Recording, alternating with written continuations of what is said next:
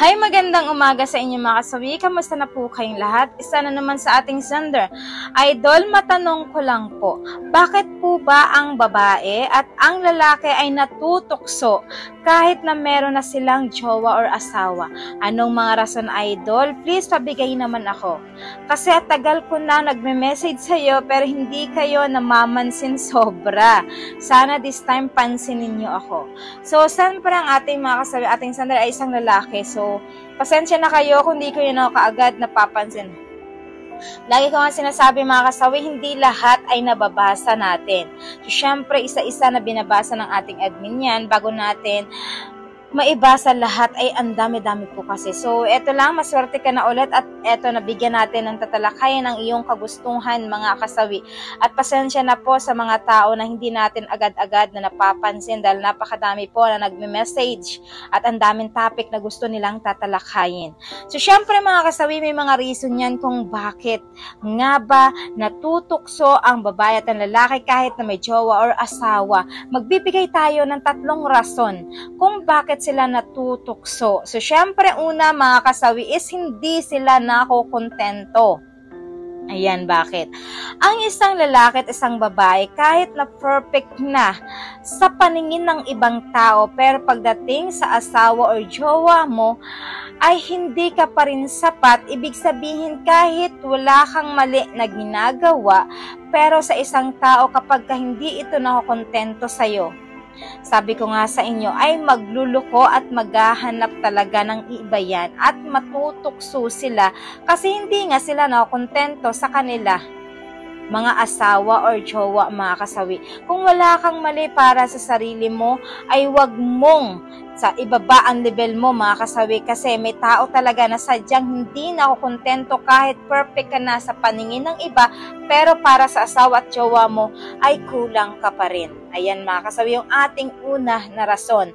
Ang pangalawang rason mga kasawi, alam nyo ba, sa totoo lang, to be honest laging sinasabi ito ng mga kababaihan, kalalakihan na hindi daw ito importante. Ito yung pinaka-importante sa mag-asawa or jowa mga kasawi kasi ito talaga ayaw nyong aminin at sa gusto nyo. Pinaka-importante ito sa mag-asawa. Yung dapat mas magaling ka pagdating sa kama. Marami kang alam. So, syempre, bakit nga ba napaka-importante ito? Ang pagsasama natin mga kasawi, di ba sabi ko nga sa inyo, minsan sa tagal ng pagsasama na mag-jowa or mag-asawa, wala na itong kilig mga kasawi. Kumbaga, mutual na lang yung pagsasama ninyo dahil lang sa mga bata. So, kailangan wag nyong gagawin yan. Kailangan gawin nyo pa rin na parang nag-uumpisa pa rin kayo. Kung una, di ba, na una kayo nagkakilala, sobrang sarap mo pagdating sa kama, lahat talaga nabibigay mo.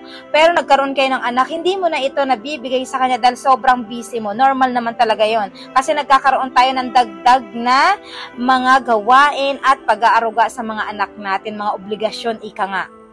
Pero kailangan, pagdating sa performance mga kasawi, ay huwag niyong bibiguin ang lalaki at isang babae. Kailangan andun pa rin kayo sa mainit na paraan na talagang kung ano yung sinimulan nyo na bakbakan mga kasawi pagdating sa kama, ay kailangan ma-maintain nyo ito. At higit sa lahat mga kasawi, huwag na huwag kayong magsasawa na mag-research tungkol sa foreplay kasi napaka-importante na magkaroon kayo ng panibagong natitikman pagdating sa kama para hindi magsawa ang inyong mga asawa at jowa. Kasi napaka-importante yan sa mga kababaihan at kalalakihan na nabibigay natin ang satisfaction ng bawat isa para hindi maghanap ng iba pagdating sa kama. Mga kasawi, lagi niyong tatandaan yan ha. So, ang pangatlo natin na rason mga kasawi ay baka hindi ka na nag-aayos. Ayan. Dapat lagi niyong tatandaan, hindi porket asawa natin, kailangan ay pabayaan na kayo sa sarili ninyo. Minsan kasi nawawala yung kilig ng isang lalaki at isang babae, lalo pag isang babae lusyang na ito. Ang isang lalaki ay lusyang na din ito. Tapos hindi na nag-aayos. Alam nyo ba ang mga kalalakihan at kababaihan? Wala na itong kilig kasi nga hindi niya na nakikita niya sa'yo yung something new. Kailangan i-maintain nyo pa rin yung aura ninyo, pak na pak pa rin kahit na kayo ay may asawa at jowa na. Ipakita ninyo sa asawa nyo na eto pa rin yung minahal mo na talagang bonggang-bonggang sexy ko pa rin. Para naman maganahan at tumingin sa inyo ang lalaki at babae para maipagmalaki ka pa rin niya na eto yung lalaki na minahal ko. Ayan. Kahit naman tumaba ka, 'di ba? Normal 'yon, pero kailangan andun ka pa rin na nag-aayos, maayos yung pananamit mo, porma ka pa rin para naman hindi nakakasawang tingnan kasi may mga lalaki at babae na minsan kapag lusyang na ang isang babae at isang lalaki, alam mo ba, nasasawa na silang tingnan. Yung parang hindi ka na maipapakilala sa mga kaibigan niya na kulang na lang kahit na may asawa sila. Asa ng asawa mo, hindi ka na ituro. Alam mo kung bakit? Kasi parang kinakahiya nila. Ang buhok mo, hindi ka nakasuklay, tapos yung sombrero mo, hindi mo maayos. Kasi minsan, andun yung nakukuha mga kasawi. Kaya lagi niyong tatandaan ha, mag-ayos ng sarili para naman. Yan ang mga rason kung bakit natutukso pa rin. Kasi ang ibang lalaki kapag nakakita na siya, ang sexy naman nito.